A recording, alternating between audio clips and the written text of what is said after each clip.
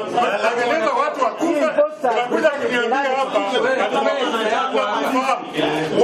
kwa majina, wacha kwenda kwa majina.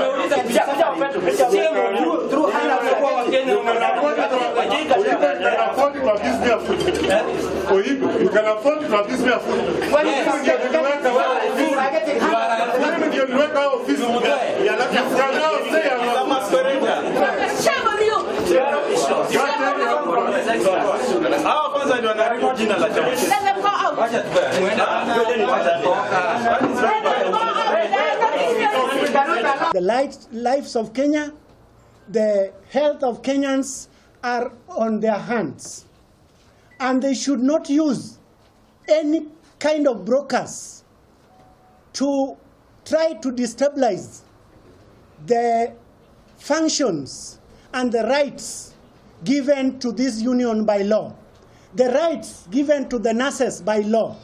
We are not doing this to please anybody or at the mercy of anybody.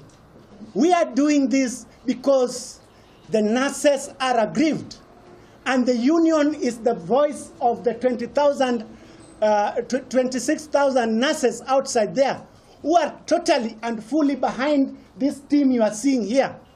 The team here is the voice of the union. The brokers who have been brought here to address the media are not members of this union.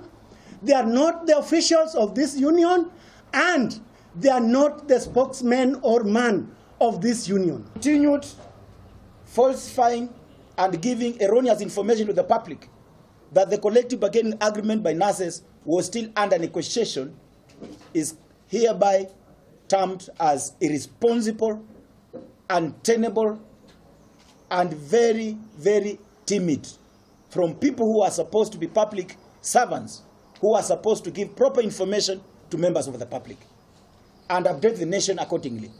I want to say that the collective bargaining agreement under dispute was sufficiently and efficiently negotiated and completed on 29th March 2017.